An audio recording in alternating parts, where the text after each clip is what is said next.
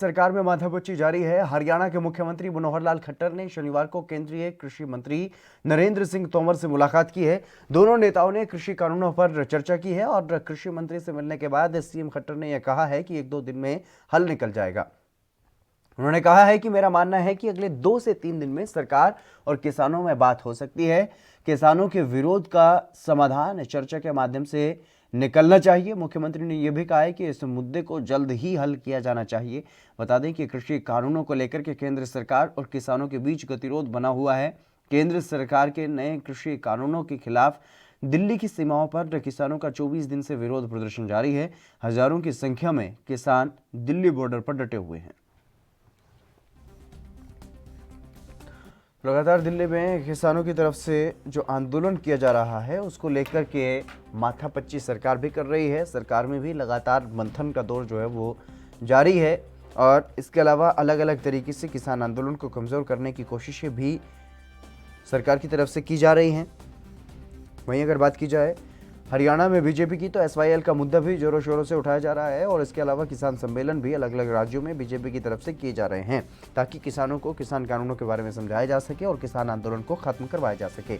लेकिन अभी तक इस मामले में कोई समाधान नहीं निकला है। किसान लगातार बड़ी संख्या में दिल्ली की सीमाओं पर डटे हुए हैं और अपनी मांगों को लेकर के प्रदर्शन कर रहे हैं। वहीं सरकार की तरफ से बातचीत कर समाधान निकालने की बात बार बार कही जा रही है।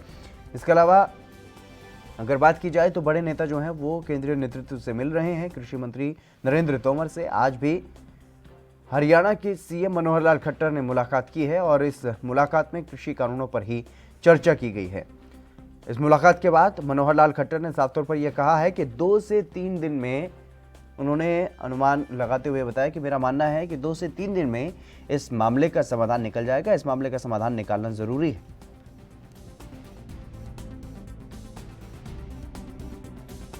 मैं ही नहीं और बहुत से लोग भी इसमें मध्यस्थता में जो लगे हैं उन सब से चर्चा होती है। इधर सुप्रीम कोर्ट में भी केस है और मैं समझता हूं कि जल्दी 1-2 दिन के अंदर कोई ना कोई बातचीत का रास्ता ऐसा बनेगा। और ये क्योंकि किसान बड़ी संख्या में इकट्ठे हैं और ख़ास करके जब कोरोना का समय चल रहा है और उधर सर्दी भी बहुत है, तो हमारी सबकी सहानुभूति भी है इस विषय को लेकर के। किसान भी हमारे अपने हैं, इसलिए एक आपस में समझ बन करके यह रास्ता इसका निकले, इस नाते से आज काफ़ी देर बातचीत हमारी हुई। लिखित तौर पर न्योता दे सकती है क्योंकि आज किसान कह रहे थे कि यस और नो से हम आगे बढ़ के मीटिंग करने को तैयार हैं। हाँ, लिखित तौर पर इन्विटेशन कल तक जा सकता है। निश्चित रूप से अगर वो इस विषय पर आते हैं तो सरकार तो हमेशा तैयार है, क्योंकि अभी तक जो किसानों ने पहले जो कहा था कि इसको वापस लो, हाँ करो या ना करो, वो विषय चूँकि बातचीत का कोई दायरा नहीं हो सकता। बातचीत का दायरा तो ये है कि क्लॉज बाय क्लॉज जो उनकी आपत्तियां हैं वो सब सुन करके उसमें से कोई रास्ता निकलेगा। तो अगर किसान इस प्रकार की ऑफर देंगे तो निश्चित रूप से सरकार बुलाएगी और कोई ना कोई डेट तय करेगी। अभी तो चूँकि सारी बातचीत बीच में चल रही है और इसका परिणाम मैं कहता हूँ ठीक निकलेगा। ऐसा पंजाब सरकार में कैबिनेट मंत्री भारत भूषण आशु ने कृषि कानूनों को लेकर के केंद्र सरकार पर निशाना साधा है और साथ ही साथ ये भी कहा है कि लोगों को बुलाकर के सुनना चाहिए था। और क्या कुछ कहा है उन्होंने, वो आपको सुनवाते हैं। बुला के सुनना चाहिए था, पर उनको बुलाया भी गया, बुला के ये बताया गया भी हम रोल बैक तो कर नहीं सकते, इसमें अमेंडमेंट ले लो। किसान जो जत्थेबंदियां हैं, किसान ऑर्गेनाइजेशंस हैं, उनके जो हेड्स हैं वो बहुत अकल रखते हैं, सियाने हैं। उन्होंने बिल्कुल बोल दिया ये आपका सब्जेक्ट नहीं है, आपने ट्रेड के सब्जेक्ट में क्लॉज 33 में लाके इनको अमेंडमेंट की हैं, ये बिल लाए हो। एग्रीकल्चर स्टेट सब्जेक्ट है, अगर बिल रहा उसमें चाहे सारे का सारा मजमून चेंज कर दो, उनको इनइफेक्टिव कर दो, पर बिल तो रह सकता है। कल 6 महीने बाद, साल बाद आप इसमें कोई ना कोई नोटिफिकेशन, कोई अमेंडमेंट करके फिर दोबारा लागू करने की कोशिश करोगे। अब दोबारा किसान लोग आके वहाँ पे धरने पे। कांग्रेस नेता तारिक अनवर ने कहा है कि विपक्ष से तो सरकार को परेशानी है, लेकिन जिस वर्ग के लिए यह कानून बनाया गया है उसे विश्वास में लेना चाहिए था। साथ ही ये भी कहा है कि पीएम का यह स्टाइल है कि पहले वो फैसला लेते हैं और बाद में थोप देते हैं। सब लोग इस बात को स्वीकार कर रहे हैं कि जिस प्रकार से किसानों का ये जो काला कानून आया है, ये कहते हुए कि ये उनकी भलाई के लिए है, लेकिन किसी भी समय में किसानों को विश्वास में नहीं लिया गया। ठीक है, अगर एक विपक्ष से उनको नफरत है हमारे प्रधानमंत्री को, तो कम से कम जिस समुदाय के लिए आप कोई कल्याणकारी कार्यक्रम ला रहे हैं तो उनको तो विश्वास में लेना चाहिए था। तो ये प्रधानमंत्री का जो स्टाइल ऑफ वर्किंग है ये इसी तरह का है कि स्वयं डिसीजन लेते हैं और फिर उसको ज़बरदस्ती थोपने की। देखिए, ये दुर्भाग्य है इस देश का कि इस देश का प्रधानमंत्री की बातों पर लोग विश्वास नहीं कर रहे हैं। क्यों नहीं कर रहे हैं? क्योंकि प्रधानमंत्री अपनी क्रेडिबिलिटी खो चुके हैं। 2014 से भी जितने भी उन्होंने वादे किए, जितना भी उनका कमिटमेंट था, उसमें से एक वादा भी उन्होंने पूरा नहीं किया। तो आज किसान उन पर कैसे विश्वास कर सकें? गृह मंत्री और बीजेपी के पूर्व अध्यक्ष अमित शाह ने पश्चिम बंगाल से राज्य की मुख्यमंत्री ममता बनर्जी को चुनौती दी है और कहा है कि अभी तो टीएमसी को छोड़ने का सिलसिला शुरू हुआ है। अमित शाह ने यह भी कहा है कि विधानसभा चुनाव आते आते राज्य में ऐसे हालात होंगे कि ममता बनर्जी अकेली रह जाएंगी और चुनाव के बाद बीजेपी 200 सीटों के प्रचंड बहुमत के साथ सरकार बनाएगी। अमित शाह शनिवार से 2 दिनों के पश्चिम बंगाल के दौरे पर हैं और टीएमसी से बगावत कर शुभेंदु अधिकारी ने अमित शाह के इस दौरे का राजनीतिक महत्व बढ़ा दिया है। अधिकारी ममता के सीनियर लेफ्टिनेंट रह चुके हैं और लेकिन चुनाव से एन पहले न सिर्फ उन्होंने पार्टी को अलविदा कह दिया है बल्कि उन्होंने ममता पर तीखे हमले भी किए हैं। शुभेंदु अधिकारी अमित शाह की मौजूदगी में भगवा झंडा उन्होंने थामा है और वहीं दूसरी तरफ अमित शाह ने लोगों से बीजेपी को सत्ता में लाने की अपील भी की है।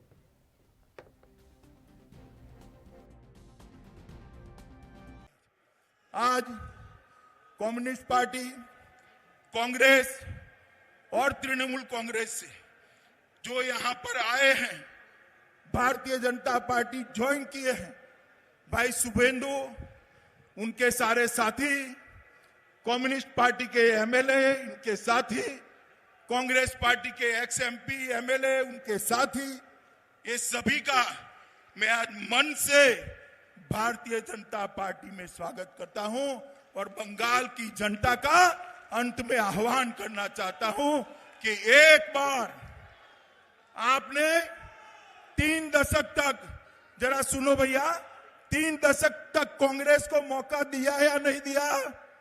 दिया है ना? कम्युनिस्ट को 27 साल मौका दिया है या नहीं दिया? ममता दीदी को 10 साल दिया है या नहीं दिया? एक 5 साल भारतीय जनता पार्टी को दे दीजिए, हम बंगाल को सोना और बांग्ला। केंद्रीय गृह मंत्री अमित शाह बंगाल दौरे पर हैं और जहां उन्होंने जनसभा में ममता सरकार पर जमकर निशाना साधा। अमित शाह ने नड्डा पर हुए हमले को लेकर के ये कहा है कि बीजेपी अध्यक्ष के काफिले पर बड़े बड़े पत्थरों से हमला किया गया। उन्होंने सीएम ममता को चेतावनी देते हुए कहा है कि दीदी, जितनी हिंसा करोगी उतनी जोर से आपका मुकाबला किया जाएगा। अमित शाह ने यह भी पूछा और कितने लोगों को मारोगी। साथ ही शाह ने यह भी कहा है कि आज पूरा का पूरा बंगाल आपके खिलाफ खड़ा हो गया है। अभी हमारे पार्टी के अध्यक्ष श्रीमान नड्डा जी आए थे, उनके गाड़ी के कॉनवे पर बड़े बड़े पत्थर मारकर हमला किया गया। दीदी, क्या आप समझती हो कि इससे हम डर जाएंगे क्या?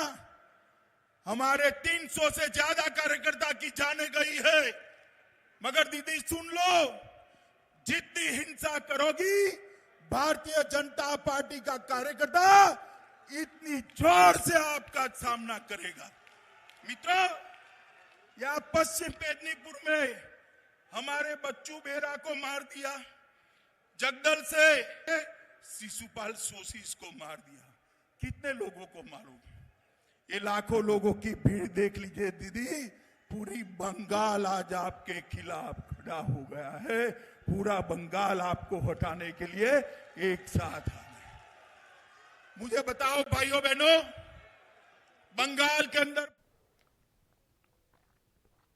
वहीं पश्चिम बंगाल में तृणमूल कांग्रेस से इस्तीफा देने वाले शुभेंदु अधिकारी ने शनिवार को भारतीय जनता पार्टी का दामन थाम लिया है।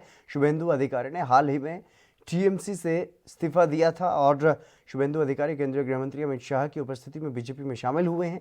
उनके साथ कई टीएमसी विधायक भी बीजेपी में शामिल हुए हैं और बीजेपी में शामिल होने के बाद शुभेंदु अधिकारी ने पश्चिम बंगाल के मुख्यमंत्री और तृणमूल कांग्रेस की प्रमुख ममता बनर्जी पर जमकर निशाना साधा है। उन्होंने कहा है कि टीएमसी में लोकतंत्र नहीं रह गया है। कैलाश विजयवर्गीय और अमित शाह को बाहर का बताया जा रहा है, लेकिन ये जान लीजिए हम पहले भारतीय हैं, उसके बाद बंगाली हैं। 14 সালে লোকসভা নির্বাচনে তিনি দলকে জিতিয়েছেন, ইউপিতে ঝড় বইয়ে দিয়েছেন। তখন অশোক রোডের পুরনো পার্টি অফিস, তার সামনে একটা ছোট্ট ঘরে অমিত জি আমাকে দর্শন দিয়েছিলেন। আর সেই দর্শনে সুযোগ করে দিয়েছিলেন এখন উত্তরপ্রদেশের স্বাস্থ্যমন্ত্রী আমাদের সিদ্ধার্থনাথ সিনহা। তিনি কোনোদিন আমাকে বিজেপিতে যোগ দিতে একদিন। अमित शाह की मौजूदगी में ममता सरकार में मंत्री रहे शुभेंदु अधिकारी के अलावा टीएमसी और लेफ्ट और कांग्रेस के 10 विधायकों ने भी बीजेपी का दामन थामा है। इस पर केंद्रीय मंत्री रविशंकर प्रसाद ने क्या कुछ कहा है वो आपको सुनवाते हैं। वहां की जनता टीएमसी के कुशासन से और एक प्रकार से जोर जबर से उब चुकी है और आज मैं स्वागत करता हूं इतनी बड़ी संख्या में अधिकारी जी आए, टीएमसी के एमएलए एमपी आए, सीपीआई के आए, सीपीएम के आए, कांग्रेस के भी आए। तो हवा किस तरह और कितनी बड़ी संख्या में लोग उपस्थित थे। तो बंगाल में भाजपा जीतेगी, निर्णायक जीतेगी और अमित शाह जी ने वहां पूरी जो स्ट्रैटेजी बनाई है और जो हमारे प्रधानमंत्री की लोकप्रियता जो है वो सब सामने आ रहा है।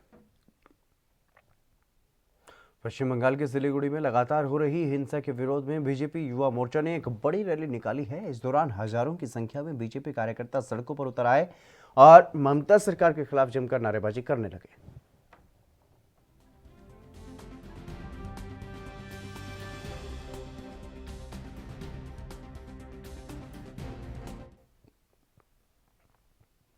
ईडी ने जम्मू कश्मीर क्रिकेट घोटाला मामले में पूर्व मुख्यमंत्री फारूक अब्दुल्ला की करीब 12 करोड़ रुपए की संपत्ति सीज कर दी है। संपत्ति सीज किए जाने को लेकर के जम्मू कश्मीर के पूर्व मुख्यमंत्री और फारूक अब्दुल्ला के बेटे उमर अब्दुल्ला ने यह कहा है कि उनके पिता वकीलों के संपर्क में हैं और आधारहीन आरोपों के खिलाफ लड़ाई करेंगे। दरअसल फारूक अब्दुल्ला के बेटे और पूर्व मुख्यमंत्री उमर अब्दुल्ला ने पिता की संपत्ति सीज किए जाने की खबरें आने के बाद शनिवार को एक के बाद एक 3 ट्वीट कर डाले।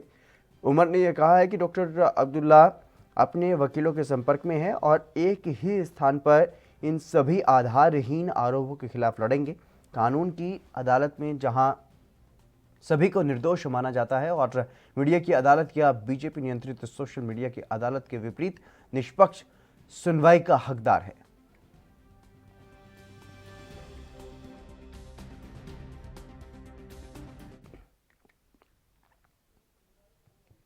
कंगना रनौत आए दिन किसी न किसी विवाद में फंसती ही नजर आती हैं। कुछ समय पहले ही उन्होंने किसान आंदोलन का विरोध कर पंजाबी सुपरस्टार दिलजीत दोसांझ से पंगा ले लिया था और अब जावेद अख्तर मामले में भी मुंबई पुलिस कंगना पर शिकंजा कसने की तैयारी में है। जावेद अख्तर की ओर से दायर किए गए मानहानि के मुकदमे पर मुंबई पुलिस तहकीकात करेगी और 16 जनवरी तक रिपोर्ट पेश करेगी।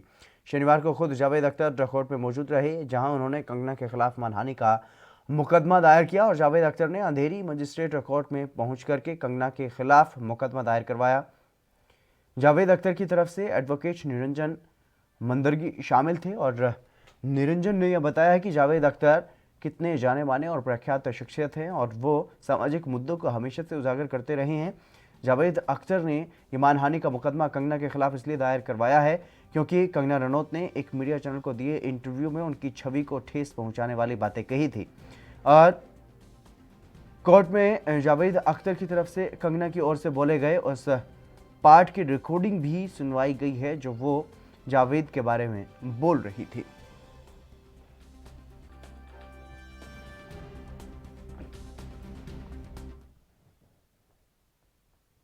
वहीं आरएसएस के वरिष्ठ स्वयं सेवक एमजी वैद्य के निधन पर पीएम मोदी ने भी दुख जताया है। एमजी वैद्य का 97 साल की उम्र में नागपुर के अस्पताल में निधन हुआ है। एमजी वैद्य पिछले कुछ समय से बीमार चल रहे थे।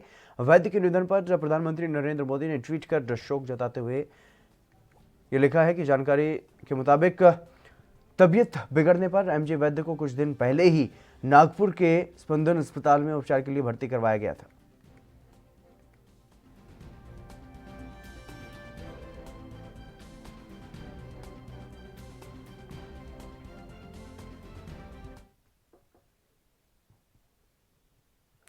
दिल्ली विधानसभा के विशेष सत्र में नेता प्रतिपक्ष रामवीर सिंह बिधूड़ी ने दिल्ली नगर निगमों के 2,500 करोड़ रुपए के घपले के आरोपों को आधारहीन करार देते हुए यह कहा है कि यदि नगर निगमों के घपले की बात साबित हो जाए तो वो अपने पद से इस्तीफा दे देंगे, अन्यथा सदन में आरोप लगाने वाले सदस्यों को माफी मांगनी चाहिए।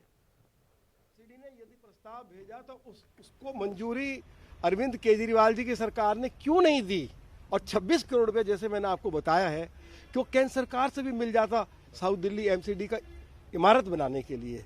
तो ये हर कदम कदम पर रोड़ा अटका रहे हैं और उसके बाद निराधार आरोप लगा रहे हैं। इसीलिए आज मैंने हाउस में कहा कि ये जो 25,000 करोड़ रुपए के घोटाले का आरोप अरविंद केजरीवाल और उनकी पार्टी की ओर से लगाया जा रहा है, इसमें कोई सच्चाई नहीं है, बिल्कुल निराधार है। और यदि इसमें सच्चाई है तो Ramvir Singh Bidhuri leader of opposition के पद से ही नहीं बल्कि विधायक के पद से भी इस्तीफा देकर अपने घर चला जाएगा। नहीं तो अरविंद केजरीवाल को और इनके मंत्रियों को, इनके विधायकों को जो हाउस को गुमराह कर रहे हैं, वहां पे झूठ बोल।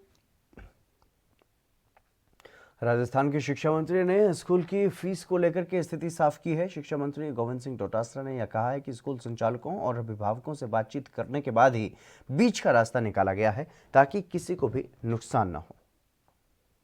सोच समझ करके जो अभिभावकों की और प्राइवेट स्कूलों की सबकी बात को ध्यान से सुनते हुए फैसला किया था। इसलिए इसमें गुंजाइश कम थी चेंज होने की, क्योंकि हमने बहुत क्लियर कहा कि जब स्कूलें लगेंगी तब जितना पाठ्यक्रम आप लोग कराओगे उतनी फीस आप ट्यूशन फीस का उतना प्रतिशत ले सकोगे। और अगर ऑनलाइन एजुकेशन आप लोग दे रहे हो तो आप अभिभावक को बताओगे कि भाई ये ऑनलाइन एजुकेशन हमारा ये मॉड्यूल है, ये चीज़ें हम बिल्डिंग कैपेसिटी के लिए देंगे और इतनी फीस होगी, वो फीस आप ले लीजिए। लेकिन कुछ प्राइवेट स्कूल ये चाहते थे कि हमको पूरी ट्यूशन फीस पूरी मिल जाए साल की और फिर हम ऑनलाइन के नाम से उस फीस को जमा कर लें। तो मैं समझता हूँ ये न्याय नहीं है। न्याय यही है कि अगर कोई स्कूल ऑनलाइन एजुकेशन देता है तो वो अपनी बात बता दे कि मुझे इतने फीस मैंने निर्धारित की है, ये आप अगर आप सुविधा हमसे लेते हैं तो ये पैसे दे दीजिए।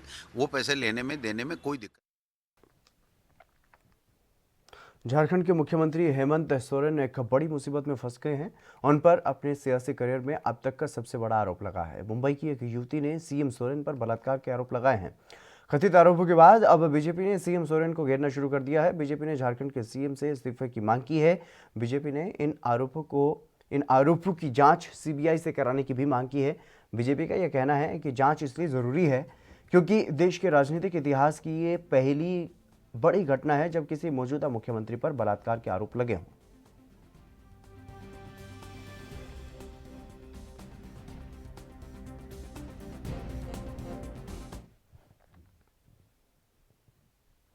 हरियाणा में बीजेपी नेताओं की तरफ से शनिवार को सांकेतिक भूख हड़ताल कई जगहों पर की गई। एसवाईएल के मुद्दे पर यह कार्यक्रम किया गया।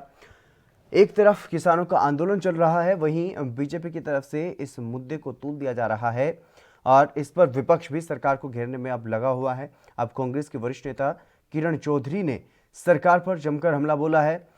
किरण चौधरी ने यह कहा है कि सरकार किसानों को गुमराह करना चाहती है। किरण चौधरी ने यह आरोप लगाया है कि फर्जी वृत्त रखकर बीजेपी किसान आंदोलन से लोगों का ध्यान भटकाना चाहती है।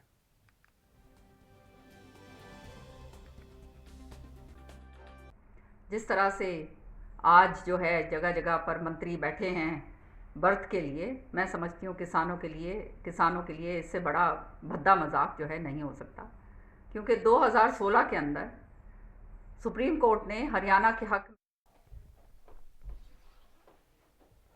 पूरे हरियाणा में बीजेपी समर्थक और बीजेपी के विधायक अलग अलग इलाकों में उपवास पर बैठे, जिनका साफ तौर पर यह कहना रहा कि एसवाईएल के मुद्दे का सबसे बड़ा कारण पंजाब के मुख्यमंत्री कैप्टन अमरिंदर सिंह हैं। उनकी वजह से हरियाणा को आज तक पानी नहीं मिल पाया है। हालांकि ये पूरा मामला सुप्रीम कोर्ट में विचाराधीन है, लेकिन गुरुग्राम के विधायकों का ये मानना है कि बहुत जल्द इस मुद्दे पर सुप्रीम कोर्ट का हरियाणा के पक्ष में फैसला आ चुका है हालांकि, और जिसके बाद हरियाणा अपने हिस्से का पानी पंजाब से ले लेगा।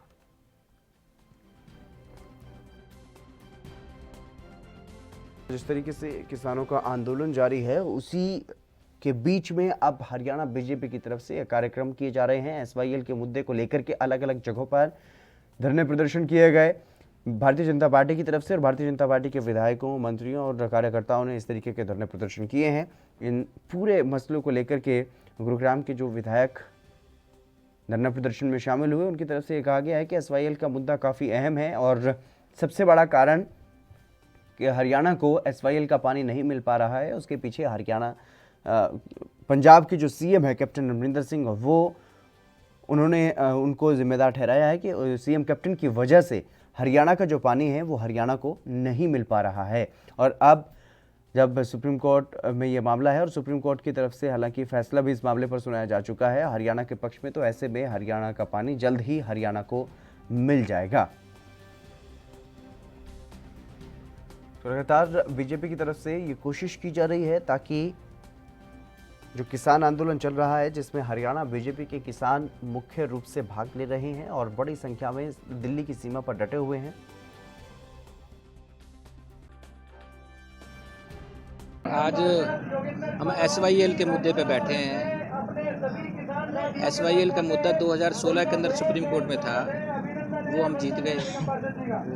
सुप्रीम कोर्ट ने कह दिया था कि भी इनके हिस्से का पानी पंजाब छोड़ दे, पंजाब ने छोड़ा नहीं, तो हमने एग्जीक्यूशन पिटीशन फाइल की है। उसकी आने वाले दिनों के अंदर नज़दीक की कोई डेट है, उसके अंदर वो ऑर्डर हमारे हक में हो जाएगा, क्योंकि एग्जीक्यूशन पिटीशन वही डालता है जिसके हक में डिग्री हो। तो हमारे हक में पानी छोड़ देगा, तो हम ये कहते हैं कि पीसफुली वो छोड़ दे। वो तो बड़ा भाई है हमारा पंजाब, हम ये कह रहे हैं कि भी उसको कि हमारा पानी हमारे लिए। चलिए फिलहाल यहाँ पर रुकेंगे एक छोटे से ब्रेक के लिए, जल्द हाजिर होंगे।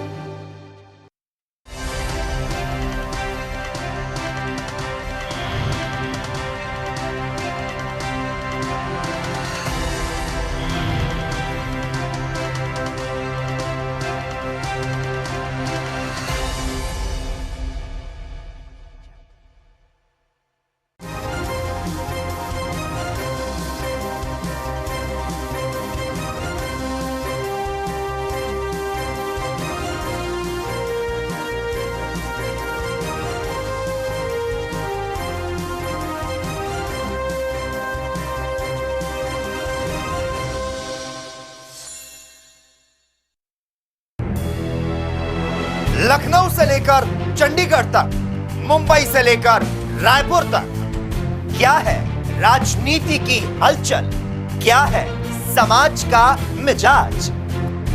राजधानी लाइव, हमारी नजर, आपका फैसला, हर रोज सुबह 8 बजे सिर्फ ANP न्यूज पर।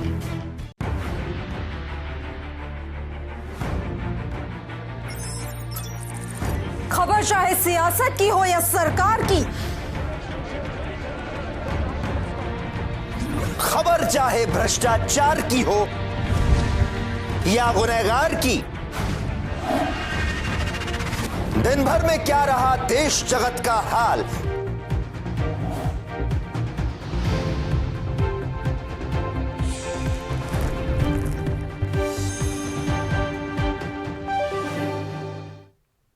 ब्रेक के बाद एक बार फिर से आप सभी का स्वागत है। खबरों में आगे बढ़ेंगे। पश्चिम बंगाल में विधानसभा चुनावों को लेकर के सियासी पारा चढ़ गया है।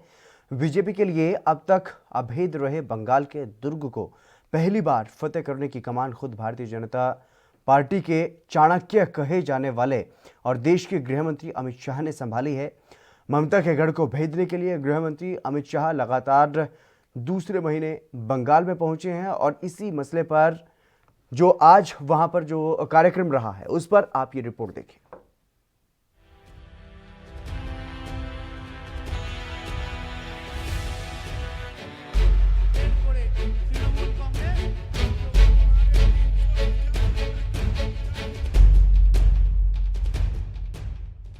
केंद्रीय गृह मंत्री अमित शाह पश्चिम बंगाल के 2 दिन के दौरे पर कोलकाता पहुंचे हैं। बंगाल में सियासी उठापटक के बीच अमित शाह का ये दौरा काफी महत्वपूर्ण माना जा रहा है। अपने 2 दिन के बंगाल दौरे के दौरान अमित शाह पार्टी के कई कार्यक्रमों में शामिल हो रही हैं, जहां एक और खुद अमित शाह ने बंगाल की पूरी चुनावी कमान अपने हाथों में संभाल ली, तो बंगाल में पहली बार भाजपा की सरकार बनाने के लिए अपने भरोसेमंद सिपाह सालारों को तैनात किया है। अगले साल होने वाले बंगाल विधानसभा चुनाव में ममता सरकार को उखाड़ फेंकने की जिम्मेदारी अमित शाह ने अपने उन भरोसेमंद नेताओं को सौंपी है, जो पहले भी उनकी कसौटी पर खरे उतर चुके हैं। मित्रों, अभी अभी हमारे पार्टी के अध्यक्ष श्रीमान नड्डा जी आए थे। उनके गाड़ी के कॉनवे पर बड़े बड़े पत्थर मारकर हमला किया गया। दीदी, क्या आप समझती हो कि इससे हम डर जाएंगे क्या? हमारे 300 से ज्यादा कार्यकर्ता की जाने गई है, मगर दीदी सुन लो, जितनी हिंसा करोगी भारतीय जनता पार्टी का कार्यकर्ता इतनी जोर से आपका सामना कर लीजिए। दीदी, पूरी बंगाल आज आपके खिलाफ खड़ा हो गया है। पूरा बंगाल आपको हटाने के लिए एक साथ आ गया। मुझे बताओ भाइयों बहनों, बंगाल के अंदर परिवर्तन करना है या नहीं करना है? जोर से बोलो दीदी, तक आवाज जानी चाहिए। परिवर्तन करना है या नहीं करना है? दीदी सुन लीजिए आवाज, बंगाल की जनता की आवाज है। मित्रों, मैं आज ज्यादा बात करना नहीं चाहता, आपको सिर्फ इतना ही कहना चाहता हूं, बंगाल के किसान की समस्या का हल मोदी जी के नेतृत्व में भारतीय जनता पार्टी की सरकार बनाना, बंगाल के मजदूरों का समस्या का समाधान मोदी जी के नेतृत्व में भारतीय जनता पार्टी की सरकार बना। वहीं केंद्रीय गृह मंत्री अमित शाह के इस बंगाल दौरे पर तमाम प्रतिक्रियाएं भी सामने आ रही हैं। शाह के बंगाल दौरे ने बीजेपी के मिशन बंगाल को और भी मजबूती दे दी है। सुनिए तमाम प्रतिक्रियाएं। अमित शाह जी मतलब दो दिन के लिए वेस्ट बंगाल के दौरे पर गए हैं। भारतीय जनता पार्टी को मतलब वेस्ट बंगाल में बहुत बड़ा रिस्पांस मिल रहा है। बहुत सारे तृणमूल कांग्रेस के एमएलए है, बहुत सारे लीडर है, बीजेपी में आ रहे हैं और लोगों के मन में अभी ये है कि भाई ममता बनर्जी को बदलना है। मतलब उनको तो 10 साल तक मौका मिला और वामपंथी लोगों को सत्ता से बाहर करके माननीय ममता बनर्जी ने अपनी सत्ता लाई और उन्होंने 10 साल तक सत्ता चलाई। अच्छी बात है, वो एक बहुत बड़ी एक्टिव लीडी है और उन्होंने मतलब 10 साल तक मतलब सरकार तो चलाई है, लेकिन वहाँ गुंडागर्दी का राज आपको दिखाई दे रहा है। जिस तरह जेपी नड्डा साहब जो बीजेपी के राष्ट्रीय अध्यक्ष हैं, उनके काफिले पर हमला हुआ, बहुत सारी जगह पर हमले भी हो रहे हैं। तो मुझे लगता है कि अभी अमित भाई अभी गए हैं तो बहुत सारे लोग जो तृणमूल कांग्रेस के उनकी उपस्थिति में बीजेपी में प्रवेश करेंगे और बीजेपी को एक अच्छा रिस्पांस मिल रहा है। नहीं, बंगाल में ममता दीदी ने जो नारा दिया था वो नारा से वो हट गई है। जिस नारा देके वो सीपीएम पार्टी को वहां हटाया था, वो आज उसी में फंस गई है। वो सीपीएम पार्टी का कैडर और उनका जो गुंडागिरी, दादागिरी और कानून का शासन नहीं होना जो सीपीएम वाले करते थे, पार्टी का शासन, ममता दीदी उसमें फंस गई है। तो इसके कारण बहुत सारे लोग जो ममता दीदी को एंटी सीपीएम का जो वोट दिया था। देखिए, बंगाल की पवित्र धरती को कलंकित करने का काम पिछले 10 साल में टीएमसी ने किया है और 2021 में भारतीय जनता पार्टी की सरकार बनेगी, ये तय है। और जो पश्चिम बंगाल की गरिमा थी, जो अस्मिता थी, उसको पुनः उसी स्थान पे पहुंचाने का काम भारतीय जनता पार्टी करेगी। और एक बात मैं आपको और बता देना चाहता हूं, इस बार हमारे गृह मंत्री जी जो पश्चिम बंगाल गए हैं, ये उनकी ताबीत पे आखिरी कील ठोकने गए हैं और टीएमसी का समाप्त होना तय है। ये डूबता हुआ जहाज है। बहुत सारे नेता और बहुत सारे उनके जो है संगठन के कार्यकर्ता भारी मात्रा में आज भारतीय जनता पार्टी को ज्वाइन कर रहे हैं। ये शुरुआत है और ये लगातार चलेगी। अब स्थिति ऐसी आ रही है 2021 तक ममता दीदी को बने रहना भी बहुत मुश्किल होगा। हो सकता है उससे पहले ही ममता दीदी अल्पमत में आ जाए। और वायलेंस श्री जेपी नड्डा जी के कैनवॉय पे बंगला जो ये तृणमूल कांग्रेस ने पश्चिम बंगाल की सरकार ने किया था, और जिस तरह लॉ एंड ऑर्डर फेलियर था, उसके बाद गवर्नर साहब ने भी बोला, कई बातें आई, और उसके बाद जो एमएचए ने अधिकारियों को बुलाया उसको रिफ्यूज किया। तो जिस तरह की स्थिति है वहाँ पे आज अमित शाह जी का पश्चिम बंगाल का दौरा बहुत महत्वपूर्ण है। एक तो आने वाले इलेक्शन के लिए भारतीय जनता पार्टी में बहुत सारे लोग आ सकते हैं, जिस तरह की उम्मीद की जा रही है। तृणमूल कांग्रेस के कई सारे नेता छोड़ रहे हैं और भारतीय जनता पार्टी को ज्वाइन कर रहे हैं, और हमारे कई लीडर्स ने कहा कि और भी बहुत सारे लोग हैं जो पूरा एक एक्सोडस, एक भगदड़ सी मच गई है तृणमूल कांग्रेस में। तो यह चीजें तृणमूल कांग्रेस के लिए बहुत ही निराशाजनक स्थिति लेके आ रही है, और वो जिस तरह का एक्शन वो कर रहे हैं। शुभेंदु अधिकारी जी का जो स्पीकर ने रेजिग्नेशन नहीं एक्सेप्ट किया। अगर आपने रिजाइन किया, आपको उस पार्टी से संबंध रखना नहीं है, तो उसके बाद स्पीकर कैसे मना कर सकते हैं। खैर, बंगाल चुनाव में बीजेपी नेताओं पर हमले और हत्या, नागरिकता कानून और ममता सरकार में भ्रष्टाचार और बेरोजगारी के मुद्दे अहम रहने वाले हैं। बंगाल में साल 2021 में विधानसभा की 294 सीटों पर चुनाव होने हैं। वहीं बीजेपी ने 200 सीटें जीतने पर लक्ष्य रखा है। बंगाल में बीजेपी ममता सरकार को सत्ता से हटाकर पहली बार राज्य में सरकार बनाने के मिशन पर है, और ये तो आने वाला वक्त ही बताएगा कि भारतीय जनता पार्टी अपने इस मिशन में कितना सफल हो पाती है। एएनबी न्यूज के लिए स्पेशल डेस्क की रिपोर्ट। और वहीं आगामी 10 जनवरी को हिमाचल प्रदेश में होने वाले नगर निकाय के चुनाव के लिए सरगर्मियां तेज हो गई हैं। इसी कड़ी में जिला मुख्यालय नाहन में कांग्रेस के बाद अब बीजेपी ने भी अपने उम्मीदवारों की सूची जारी कर दी है। भाजपा की तरफ से शनिवार को नाहन नगर परिषद के 13 वार्डों के लिए उम्मीदवारों का ऐलान कर दिया गया। अहम बात यह रही कि बीजेपी ने इस बार 4 चेहरों को यहां पर रिपीट किया गया है, जबकि अन्य 9 वार्डों में नए उम्मीदवार चुनावी मैदान में उतारे गए हैं।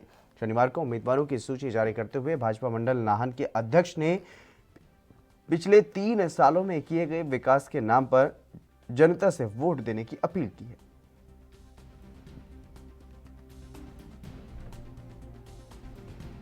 नाहन भाजपा मंडल ने नाहन नगरीय परिषद के चुनाव के लिए भाजपा के उम्मीदवारों की सूची जारी कर दी है, और हम आशा करते हैं कि नाहन में जो चहुमुखी विकास हुआ है, लोग उसको देखकर नाहन के उम्मीदवारों को, भाजपा के उम्मीदवारों को अपना वोट देंगे और चहुमुखी विकास के लिए अपना साथ देंगे। नाहन क्षेत्र में, नाहन शहर में 3 साल में भारतीय जनता पार्टी की सरकार में जितने भी मूल समस्याएं थी, उन सभी समस्याओं का हल हो रहा है, और इन्हीं समस्याओं को, जो समस्याएं बची हैं, उनको पूरा करने के लिए आने वाले समय में भी मैं सभी नाहन के लोगों से अपील करता हूं कि वो भाजपा का साथ दें, भाजपा को वोट करें, और जितनी भी समस्याएं बाकी शहर की बची हैं, नगर पालिका द्वारा, नाहन विधायक डॉक्टर जुबिंदर जी द्वारा और भारतीय जनता पार्टी के सहयोग से उस आंध्र प्रदेश की गृह मंत्री मेका तोटी सुचरिता ने टीडीपी के मुखिया चंद्रबाबू नायडू को अवसरवादी कहा है। उन्होंने यह कहा है कि राजनीतिक लाभ के लिए चंद्रबाबू नायडू लोमड़ी की तरह चाल चल रहे हैं। वो राजधानी क्षेत्र में अशांति फैलाने के साथ कानून व्यवस्था भी भंग करने का प्रयास कर रहे हैं। और मंत्री सुचरिता ने यह भी कहा है कि टुल्लूर में चंद्रबाबू की सभा को अनुमति दी गई। पुलिस ने उनके काफिले के लिए रोड मैप भी बनाया, और उनके काफिले के रूट पर पुलिस ने कड़ा बंदोबस्त भी रखा। इस बीच चंद्रबाबू ने अपने काफिले का रूट मैप बदलने का प्रयास किया और उन्होंने उस क्षेत्र में जाने का प्रयास किया जिस क्षेत्र में राजधानियों के निर्माण के लिए लोग समर्थन कर रहे हैं। उन्होंने उस क्षेत्र में कानून व्यवस्था भंग करने के साथ ही अशांति का जो माहौल है वो भी बनाने की वहां पर कोशिश की और मंत्री ने यह कहा है कि चंद्रबाबू की जो मंशा है वो प्रदेश में शांति और कानून व्यवस्था भंग करने की है। उन्होंने शायद इस बात की कसम खाई है। मंत्री ने यह भी कहा है कि चंद्रबाबू अपनी विषैली राजनीति को छोड़कर के पुलिस को सहयोग दें।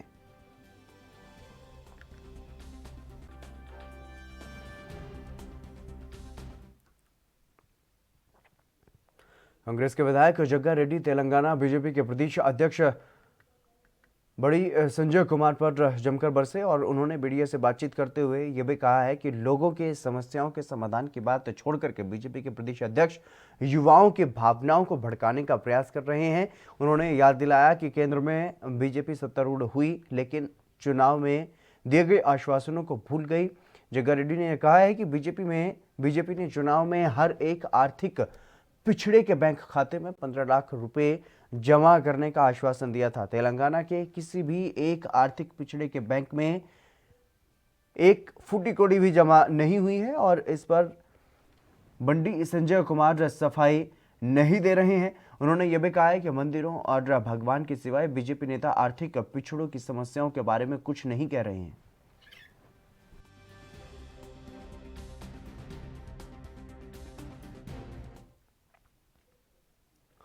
अयोध्या के धन्नीपुर में बनने वाली मस्जिद का डिजाइन लॉन्च कर दिया गया है। 5 एकड़ की जमीन पर मस्जिद और अस्पताल की 2 इमारतें बनेंगी। मस्जिद का डिजाइन SM अख्तर ने तैयार किया है। परिसर में अस्पताल के साथ लाइब्रेरी, म्यूजियम और कम्युनिटी किचन भी बनाया जाएगा। इंडो इस्लामिक कल्चरल फाउंडेशन ने डिजाइन और आर्किटेक्ट लॉन्च किया है। इस मौके पर ट्रस्ट के अध्यक्ष मौलाना जफर फारूकी और अतहर हुसैन समेत कई अन्य लोग भी मौजूद रहे और बता दें कि मस्जिद में एक साथ 2000 लोगों के बैठने की व्यवस्था होगी जबकि अस्पताल मल्टी स्पेशलिटी होगा। पूरी मस्जिद परिसर में सोलर एनर्जी का इस्तेमाल किया जाएगा और नक्शा पास होने के बाद मस्जिद बनने का काम भी अब शुरू हो जाएगा। बताया जा रहा है कि 2 साल में निर्माण का काम जो है वो पूरा हो जाएगा और मस्जिद में गुंबद नहीं होगा। इसका आकार खाड़ी देशों की मस्जिदों की तरह होगा।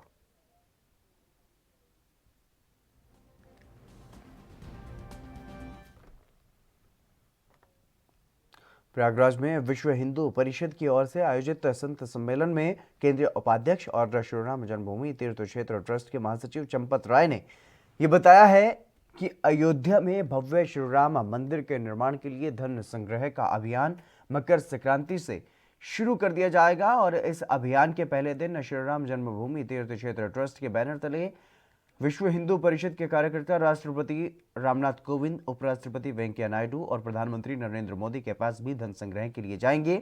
संत सम्मेलन में ट्रस्ट सदस्य स्वामी वासुदेवानंद की मौजूदगी में चंपत राय ने यह बताया कि अभियान में हर एक हिंदू परिवार की सहभागिता को सुनिश्चित करने के लिए इसी वजह से यह धन संग्रह अभियान जो है वो ट्रस्ट की ओर से चलाया जा रहा है। अभियान के पहले दिन देश के सभी शहरों में कार्यकर्ता उन हिंदू परिवार के पास जाएंगे जिनके शहर में अच्छी पहचान है। राजधानी दिल्ली में राष्ट्रपति प्रधानमंत्री के पास धन संग्रह के लिए कार्यकर्ता जाएंगे और इसी तरह से लखनऊ में मुख्यमंत्री योगी आदित्यनाथ के पास भी कार्यकर्ता धन संग्रह के लिए जाएंगे। चंपत राय ने यह कहा है कि इसी तरह से प्रयागराज समेत देश के सभी शहरों में प्रमुख लोगों के यहां पर जाकर के धन संग्रह की शुरुआत की जाएगी।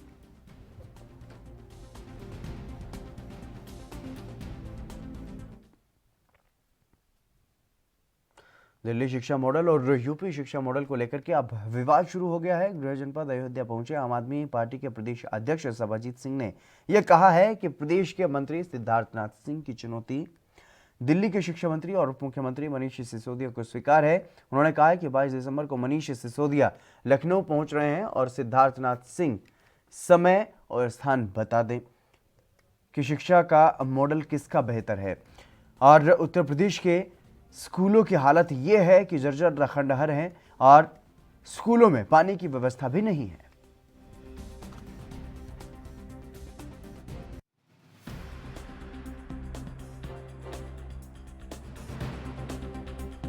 और इनके एक डिप्टी सीएम साहब कह रहे हैं कि ये मुंगेरी लाल के हसीन सपने देख रहे हैं।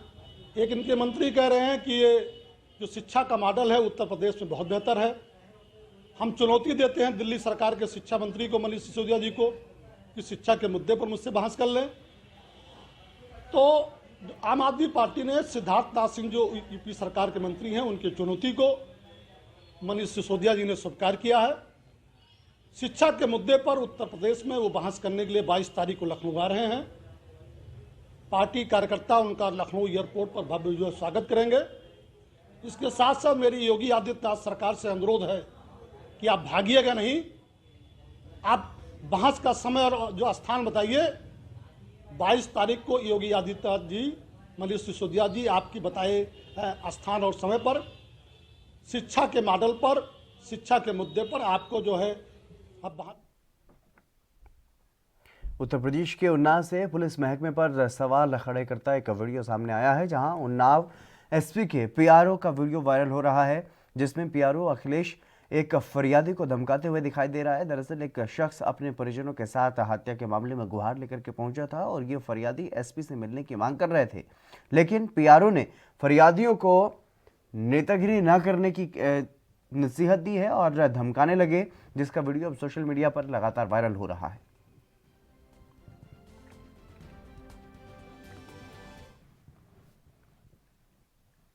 फिलहाल वक्त एक छोटे से ब्रेक का, जल्द हाजिर होंगे।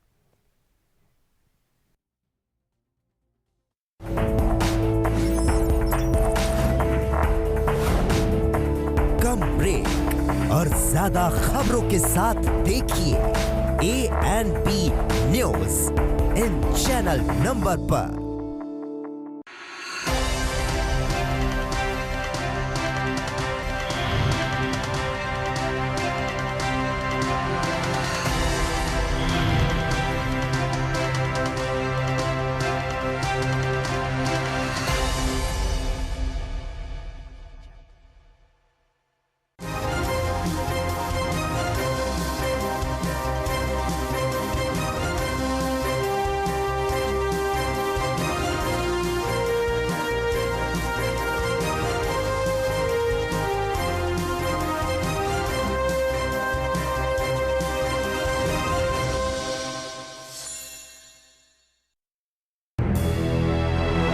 लखनऊ से लेकर चंडीगढ़ तक, मुंबई से लेकर रायपुर तक, क्या है राजनीति की हलचल, क्या है समाज का मिजाज।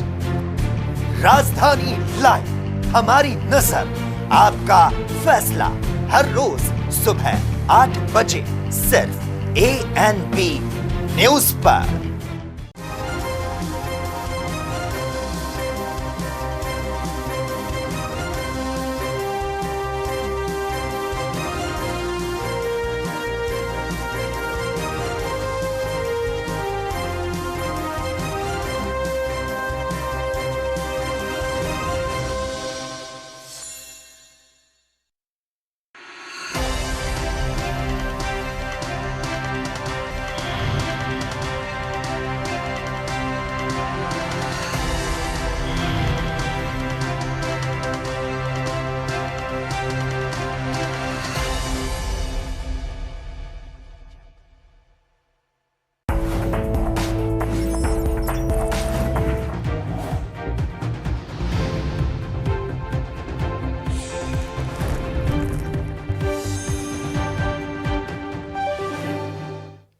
ब्रेक के बाद एक बार फिर से आप सभी का स्वागत है। खबरों में आगे बढ़ेंगे। यूपी के मथुरा में शीतलहर के बीच राष्ट्रीय धनगर महासभा का तीसरे दिन भी अनिश्चितकालीन धरना जारी रहा। अनुसूचित जाति का प्रमाण पत्र बनाने की मांग को लेकर के धरना दे रहे समाज के लोगों ने शुक्रवार को कांग्रेस जिला अध्यक्ष दीपक चौधरी उनसे मिले और उन्होंने यह कहा कि वो हर लड़ाई में उनका साथ देंगे।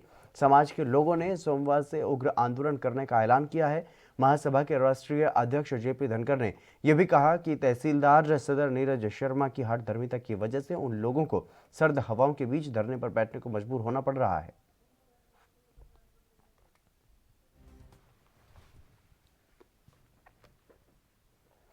शनिवार को पंजाब के जिला संगरूर में पंजाब के शिक्षा मंत्री विजेंद्र सिंगला ने बच्चों को स्मार्टफोन बांटे। जहां पर मीडिया के साथ बात करते हुए उन्होंने ये बताया कि पंजाब सरकार ने जैसा कि वादा किया था कि पंजाब के हर बच्चे को जो कि शिक्षा ग्रहण कर रहा है उन तक स्मार्टफोन और टैबलेट पहुंचाए जाएंगे। वह वादा पूरा करते हुए स्मार्टफोन बांटे गए हैं और पूरे पंजाब में 1,75,000 से ज़्यादा स्मार्टफोन बांटे जाएंगे।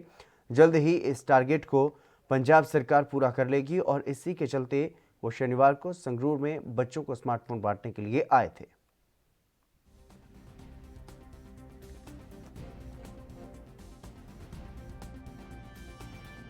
और ਅੱਜ 80,000 ਦੀ ਸੈਕਿੰਡ ਇਨਸਟਾਲਮੈਂਟ ਪੂਰੇ ਪੰਜਾਬ ਦੇ ਸਕੂਲਾਂ ਦੇ ਵਿੱਚ 80,000 ਫੋਨ ਆਏ ਸੀ। ਉਹ ਅੱਜ ਸਾਰੇ ਪੰਜਾਬ ਦੀਆਂ 845 ਲੋਕੇਸ਼ਨਸ ਦੇ ਉੱਪਰ ਅੱਜ ਉਹ ਸਮਾਰਟਫੋਨ ਵੰਡੇ ਜਾ ਰਹੇ ਹਨ। ਜਿਹੜੇ ਸਕੂਲ 'ਚ ਜਿੰਨੀ ਗਿਣਤੀ ਹੈ ਬੱਚਿਆਂ ਦੀ 12ਵੀਂ 'ਚ ਪੜ੍ਹਨ ਵਾਲੇ ਦੇ ਬੱਚੇ ਦੇ ਬੱਚਿਆਂ ਦੀ ਉਹਨਾਂ ਨੂੰ ਸਮਾਰਟਫੋਨ ਦਿੱਤੇ ਗਏ ਔਰ 45,443 ਫੋਨ ਹੋਰ ਆਉਣ ਵਾਲੇ 15-20 ਦਿਨਾਂ 'ਚ ਆ ਜਾਣਗੇ ਤਾਂ ਕਿ ਸਾਡੇ 12ਵੀਂ ਕਲਾਸ ਵਿੱਚ ਪੜ੍ਹਨ ਵਾਲੇ 1,75,443 ਬੱਚਿਆਂ ਨੂੰ ਸਮਾਰਟਫੋਨ ਮਿਲ ਸਕਣ। ਚਾਹੇ ਟੈਬਲੇਟਸ ਦੀ ਗੱਲ ਹੈ, ਪਹਿਲਾਂ ਪ੍ਰਾਇਮਰੀ ਸਕੂਲਾਂ ਨੂੰ ਟੈਬਲੇਟਸ ਦਿੱਤੇ ਗਏ ਸੀ ਤੇ ਅੱਜ ਸੀਨੀਅਰ ਸੈਕੰਡਰੀ ਸਕੂਲਸ ਨੂੰ ਟੈਬਲੇਟ ਦੀ ਵੀ ਵੰਡ ਹੋਈ ਹੈ ਔਰ ਇਹ ਇੱਕੋ ਹੀ ਟੀਚਾ ਹੈ ਸਰਕਾਰ ਦਾ ਕਿ ਬੱਚਿਆਂ ਨੂੰ IT ਐਜੂਕੇਸ਼ਨ ਡਿਜੀਟਲ ਐਜੂਕੇਸ਼ਨ ਦੇ ਨਾਲ ਕਨੈਕਟ ਕੀਤਾ ਜਾ ਸਕੇ, ਬੱਚਿਆਂ ਕੋਲ ਬੈਟਰ ਗੈਜਟਸ ਹੋ ਸਕਣ, ਬੱਚੇ ਆਪਣੀ ਆਨਲਾਈਨ ਪੜ੍ਹਾਈ ਦੇ ਵਿੱਚ ਵੀ ਫਾਇਦਾ ਲੈ ਸਕਣ, ਬੱਚੇ ਬਾਕੀ ਸਟੇਟਸ ਦੇ ਬੱਚਿਆਂ ਨਾਲ ਕੰਪੀਟ ਕਰਨ ਵਾਸਤੇ ਵੀ ਬੱਚਿਆਂ ਨੂੰ ਫਾਇਦਾ ਹੋ ਸਕੇ ਔਰ ਬੱਚੇ ਇੰਟਰਨੈਟ ਦੇ ਨਾਲ ਬੈਟਰ ਕਨੈਕਟੀਵਿਟੀ ਦੇ ਤਹਿਤ ਆਪਣੀ ਪੜ੍ਹਾਈ ਦੇ ਵਿੱਚ। पंजाब के लुधियाना में ब्यूटी पार्लर में फ़ोन करके शादी समारोह में मेहंदी लगाने के बहाने महिला को बुला लिया और फिर 5 युवकों ने उसके साथ सामूहिक तौर पर दुष्कर्म किया।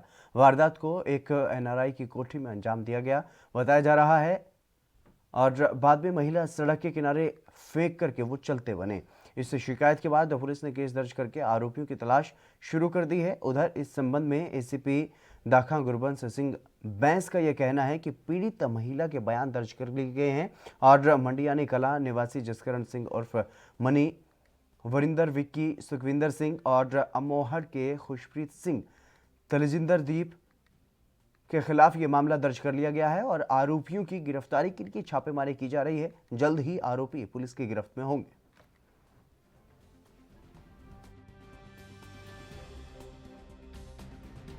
ਸਾਨੂੰ ਅੱਜ अर्ली ਮਾਰਨਿੰਗ ਇੱਕ ਮੈਸੇਜ ਮਿਲਿਆ ਸੀ ਕਮਿਸ਼ਨਰੇਟ ਲੁਧਿਆਣਾ ਪੁਲਿਸ ਤੋਂ ਕਿ ਇੱਕ ਲੜਕੀ ਜਿਹੜੀ ਸਿਵਲ ਹਸਪੀਟਲ ਲੁਧਿਆਣਾ 'ਚ ਐਡਮਿਟ ਹੈ ਤੇ ਉਹ ਇਹ ਕਹਿ ਰਹੀ ਹੈ ਕਿ ਉਹਦੇ ਨਾਲ ਕੁਝ ਵਿਅਕਤੀਆਂ ਵੱਲੋਂ ਗੈਂਗ ਰੇਪ ਕੀਤਾ ਗਿਆ, ਜਿਸ ਤੇ ਅਸੀਂ ਉਸ ਲੜਕੀ ਦੀ ਸਟੇਟਮੈਂਟ ਰਿਕਾਰਡ ਕੀਤੀ। ਉਹ ਲੜਕੀ ਨੇ ਸਾਨੂੰ ਦੱਸਿਆ ਕਿ ਉਹ ਲੜਕੀ ਵਿਆਹਾਂ ਸ਼ਾਦੀਆਂ ਵਿੱਚ ਲੜਕੀਆਂ ਦੇ ਮਹਿੰਦੀ ਲਗਾਉਣ ਦਾ ਕੰਮ ਕਰਦੀ ਹੈ। ਉਹਦਾ ਇੱਕ ਨੋਨ ਉਹਦਾ ਵਾਕਫ ਹੈ, ਉਹਦਾ ਦੋਸਤ ਹੈ ਜਸਕਰਨ ਸਿੰਘ ਐਲੀਅਸ ਜੱਸਾ ਐਲੀਅਸ ਮਨੀ। ਉਹਨੇ ਉਹਨੂੰ ਕਾਲ ਕੀਤਾ ਸੀ ਕੱਲ ਸ਼ਾਮ ਕਿ ਉਹਦੀ ਕਜ਼ਨ ਦੀ ਸ਼ਾਦੀ ਹੈ। ਉਹਦੀ ਕਜ਼ਨ ਦੀ ਸ਼ਾਦੀ ਦੇ ਵਿੱਚ ਮਹਿੰਦੀ ਦੀ ਰਸਮ ਹੈ ਤੇ ਮਹਿੰਦੀ ਦੀ ਰਸਮ 'ਚ ਉਹਦੇ ਮਹਿੰਦੀ ਲਾਉਣੀ। ਫਿਰ ਉਹ ਲੜਕੀ ਕਿਉਂਕਿ ਉਹਦਾ ਪ੍ਰੋਫੈਸ਼ਨ ਇਹ ਹੈ, ਉਹਦਾ ਹਸਬੈਂਡ ਉਹਨੂੰ MBD ਮਾਲ ਲੁਧਿਆਣਾ ਕੋਲ ਡ੍ਰੌਪ ਕਰ ਗਿਆ, ਜਿੱਥੋਂ 2 ਲੜਕੇ ਉਹਨੂੰ ਕਾਰ 'ਚ ਲੈਣ ਆਏ, ਜਿਨ੍ਹਾਂ ਨੇ ਇਸ ਲੜਕੀ ਦੀ ਪੀੜਤਾ ਲੜਕੀ ਦੀ ਜਸਕਰਨ ਉਰਫ ਮਨੀ ਨਾਲ ਟੈਲੀਫੋਨ ਤੇ ਗੱਲ ਕਰਾਈ। ਉਹਨਾਂ ਦੇ ਕਹਿਣ ਤੇ ਇਹ ਜਿਹੜੀ ਲੜਕੀ ਹੈ ਪੀੜਤਾ ਇਹ ਉਹਨਾਂ ਨਾਲ ਬੈਠ ਕੇ ਕਾਰ 'ਚ ਆ ਗਈ। ਇਹ ਉਹਨੂੰ ਕਾਰ 'ਚ ਲੈ ਕੇ ਮੜਿਆਣੀ ਪਿੰਡਾ ਪੁਲਿਸ ਸਟੇਸ਼ਨ ਦਾਖਾ ਦੀ ਹੱਦ 'ਚ ਮੜਿਆਣੀ ਪਿੰਡ ਆ ਕੇ ਇੱਕ ਕੋਠੀ ਵਿੱਚ ਲੈ ਗਏ। ਉਹ ਕੋਠੀ 'ਚ ਇਹ 2 ਲੜਕਿਆਂ ਤੋਂ ਇਲਾਵਾ 3 ਲੜਕੇ ਉੱਥੇ ਆਲਰੇਡੀ ਪਹੁੰਚੇ ਹੋਏ ਸੀ। ਉੱਥੇ ਲੜਕੀ ਨੇ ਵਿਰੋਧ ਕੀਤਾ ਕਿ ਇੱਥੇ ਕੋਈ ਸ਼ਾਦੀ ਦੀ ਰਸਮ ਨਹੀਂ ਹੋ ਰਹੀ, ਕੋਈ ਵਿਆਹ ਸ਼ਾਦੀ ਦਾ ਮਾਹੌਲ ਨਹੀਂ। ਫਿਰ ਇਹ 5 ਜਣਿਆਂ ਨੇ ਉਸ ਲੜਕੀ ਨਾਲ ਰੇਪ ਕਮਿਟ ਕੀਤਾ। ਅਸੀਂ ਲੜਕੀ ਦੀ ਸਟੇਟਮੈਂਟ ਤੇ ਮੁਕੱਦਮਾ ਦਰਜ ਕਰ ਲਿਆ, ਮੁਕੱਦਮਾ ਨੰਬਰ 180 ਅੰਡਰ ਸੈਕਸ਼ਨ 376D ਤੇ ਉਹਦੀ ਸਾਡੀ ਤਫਤੀਸ਼ ਜਾਰੀ है। हरियाणा के फरीदाबाद में तेगांव विधानसभा क्षेत्र की T2 कॉलोनी में भयंकर आग लग गई और इस अग्निकांड में 2 बच्चों की जलकर मौत हो गई। प्रारंभिक सूचना के अनुसार एतमादपुर के निकट T2 कॉलोनी स्थित है और T2 कॉलोनी में वासुदेव गार्डन के पास दर्जनों झुग्गियां बनी हुई हैं। इन झुग्गियों में मजदूर तबके के लोग रहते हैं। कुछ झुग्गियों में अचानक से आग लग गई। थोड़ी ही देर में आग ने अन्य झुग्गियों को भी चपेट में ले लिया। इस अग्निकांड में 1 दर्जन झुग्गियों को नुकसान हुआ है और झुग्गियों में लगी आग के बीच 2 बच्चे बुरी तरह से झुलस गए, जिनकी बाद में मौत भी हो गई।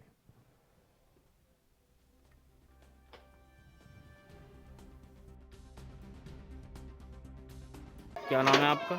गौरव कुमार। जी? गौरव कुमार। परिवार में कौन कौन था?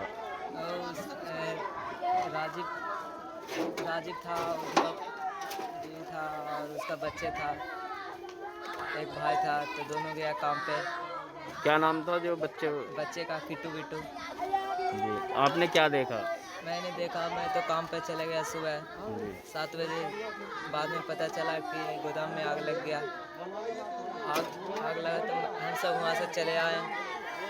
आने के बाद देखा तो पूरा सारा जल गया था। यूपी के मैठी नगर पंचायत अंतर्गत गंगागंज मोहल्ले में उस वक्त हड़कंप मच गया जब अब्दुल मजीद के घर शॉर्ट सर्किट होने की वजह से आग लग गई।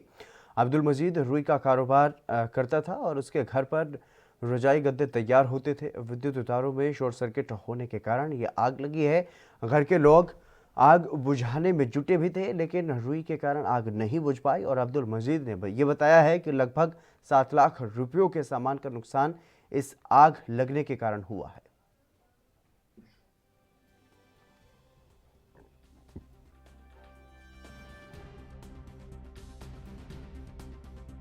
नाम है आपका? जी, हमारा नाम अब्दुल मजीद है।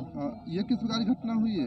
जी, हम काम कर रहे थे, शॉर्ट सर्किट हुआ बिजली से और सारा सामान रखा हुआ था। हम लोग जो है बचाते बचाते आग पकड़ लिया।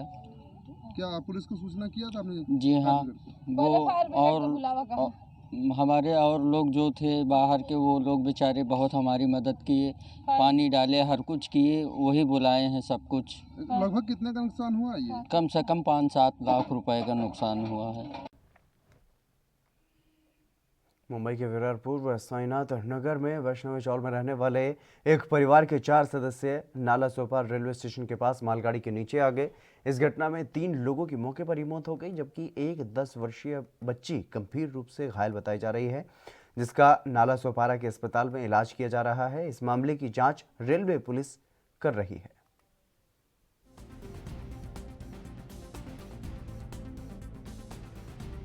वसई रेलवे पुलिस थाने के अंतर्गत नाला सोपारा स्टेशन और विरार स्टेशन के दरमियान आज सुबह 6:30 बजे के करीब एक मालगाड़ी ट्रेन ने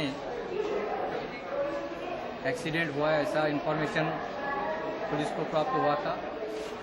ये इन्फॉर्मेशन के तौर पर स्पॉट पर हम जब गए तो वहाँ पे 3 लोग की डेथ हुई थी और एक जो लड़की है वो इंजर हुई थी। तो अधिक तहकीकात के बाद एक मालगाड़ी ने ये लोगों को ठोकर देने के बाद जो एक्सीडेंट हुआ, उसकी वजह से एक्सीडेंटल डेथ।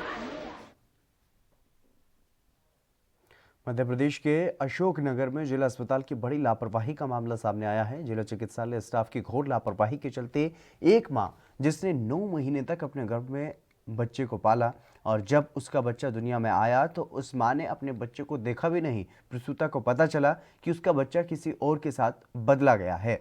महिला ने बताया कि उसने अपनी बच्ची को अभी देखा भी नहीं है और कई घंटों से बच्चा लेने के लिए परिजन भटक रहे हैं। जिला अस्पताल ने अब बच्ची को ढूंढने के लिए एम्बुलेंस को भेजा।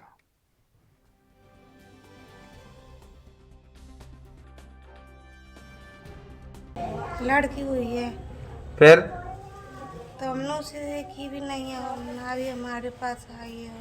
अभी तक नहीं आई वो? आप नहीं मिला आपको? क्या हुआ था? कांच में रख ले गई थी। कब ले गए थे? 11 बजे। आपकी डिलीवरी कब हुई थी? 11 बजे। क्या नाम है आपकी बहू का? लीला। फिर क्या हुआ? बस बढ़िया डिब्बा भाऊ नो देवानी राई में मोड़ गया के वहां कांच में मैडम ने पहुंचाई गई, कांच में धारिया बच्ची गई, रो नहीं रही।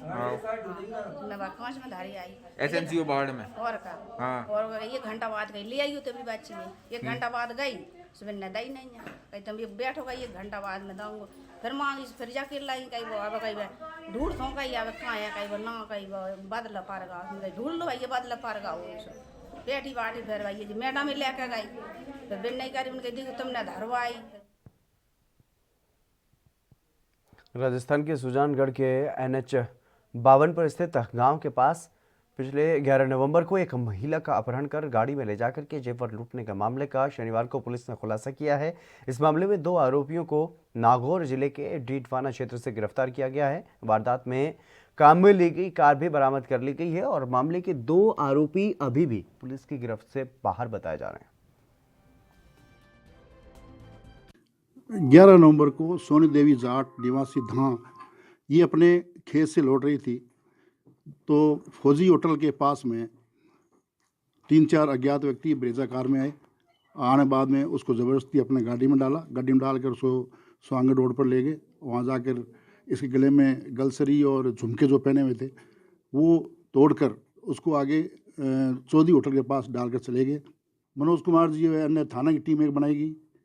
इस टीम के आधार पर इस क्षेत्र के आसपास के गांव करीबन 250-300 गांव जो नागौर क्षेत्र, सीकर और जयपुर ग्रामीण को कंप्लीट गांव में जाकर तलाश की गई और वहां पर टोटल फुटेज और इसके अलावा जो टोल नाके, जो भी रास्ते में टोल नाके थे। चलिए फिलहाल मेरे साथ खबरों में बस इतना ही। दीजिए इजाजत, नमस्कार।